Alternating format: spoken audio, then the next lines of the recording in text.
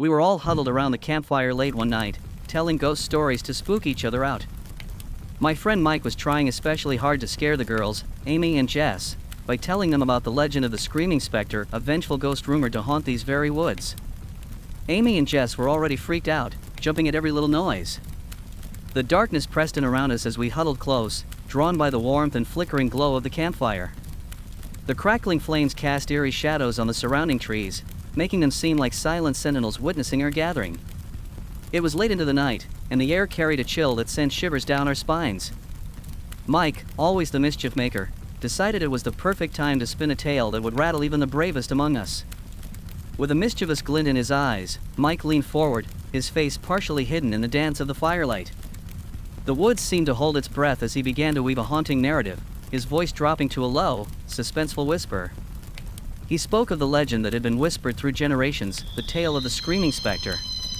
According to local lore, the very woods we were camped in harbored the vengeful ghost of a tormented soul. The Screaming Spectre, as Mike described it, was said to be a manifestation of unresolved anguish, a spirit condemned to wander these haunting grounds seeking retribution. Every word he uttered seemed to carve itself into the fabric of the night, adding weight to the shadows that loomed beyond the reach of our feeble fire. Amy and Jess, already on edge from the mere mention of the spectral legend, clung to each other, their wide eyes reflecting the dance of the flames. Every rustle of leaves and hoot of an owl became a potential harbinger of the unseen. The forest, once a tranquil backdrop to our campsite, now felt like an ancient theater where the spirits of the past gathered to witness our unease. As Mike delved deeper into the story, his words took on a life of their own, intertwining with the whispers of the night wind. The atmosphere became thick with anticipation, the crackle of the fire punctuating the pregnant pauses between Mike's spine-chilling revelations. Each flicker of the flames seemed to cast fleeting glimpses of phantoms in the darkness beyond, playing tricks on our imagination. With every passing moment, the line between legend and reality blurred, and the forest around us became an otherworldly stage for the macabre. Mike's tale had woven itself into the very fabric of our surroundings, turning the once familiar woods into a realm of uncertainty and dread.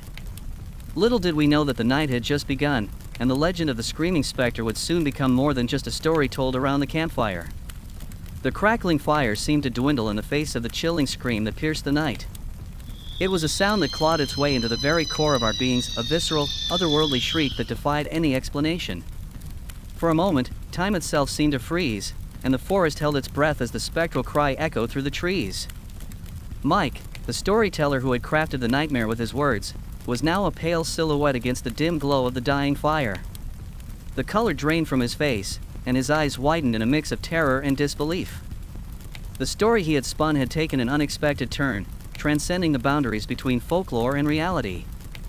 As the unearthly wail intensified, we instinctively drew closer together, our faces etched with fear.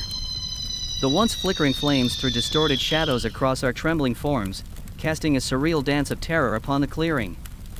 Amy and Jess, already on the verge of panic, clung to each other as if seeking solace in their shared terror. The shriek, an anguished symphony of torment, seemed to encircle us.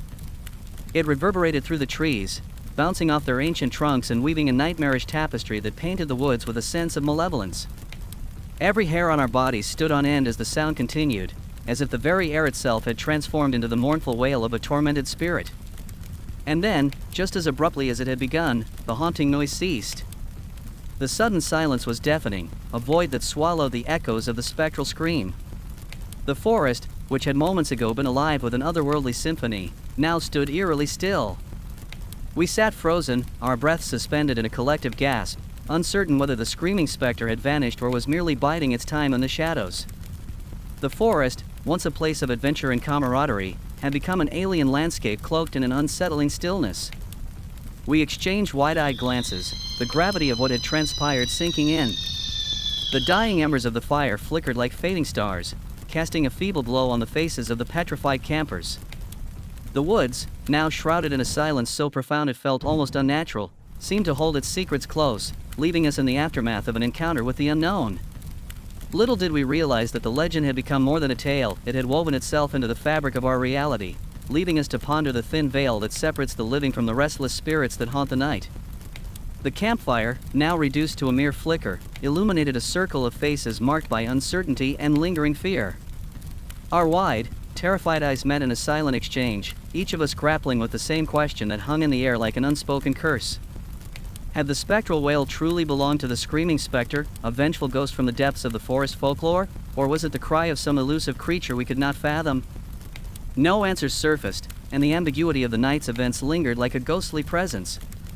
The forest, now draped in an unsettling stillness, held its secrets close, leaving us to grapple with the enigma that had unfolded before our very ears. Mike, still visibly shaken, offered no words to dispel the unsettling atmosphere that clung to the clearing. The crackling embers cast uneven shadows on the faces of the campers, each expression etched with a mixture of disbelief and lingering dread. The once cozy campsite had transformed into a realm of uncertainty, where the line between the supernatural and the rational blurred into an indistinct horizon. To this day, the mystery endures, the source of that unearthly shriek remains elusive, lost in the vast expanse of the night. Whether it was the anguished cry of a vengeful spirit or the haunting call of an unknown creature, we can never be certain. But one thing is undeniable, that spectral sound, echoing through the trees, became etched into our memories as the single most terrifying sound we had ever encountered. Needless to say, sleep eluded us that night. Each rustle of leaves, every distant hoot of an owl, became a haunting reminder of the unseen forces that lurked beyond the reach of our flickering fire. The forest, once a place of adventure and camaraderie, now held an air of unease that clung to the very fabric of our being. And so, as the night wore on, we sat in vigilant silence, haunted by the echoes of the Screaming Spectre, pondering the thin veil that separates the tangible from the ethereal. The legend had become an indelible part of our collective history, a tale woven into the tapestry of that fateful camping night, a night when the boundary between the living and the spectral was blurred, and the forest whispered secrets that echoed in the recesses of our minds.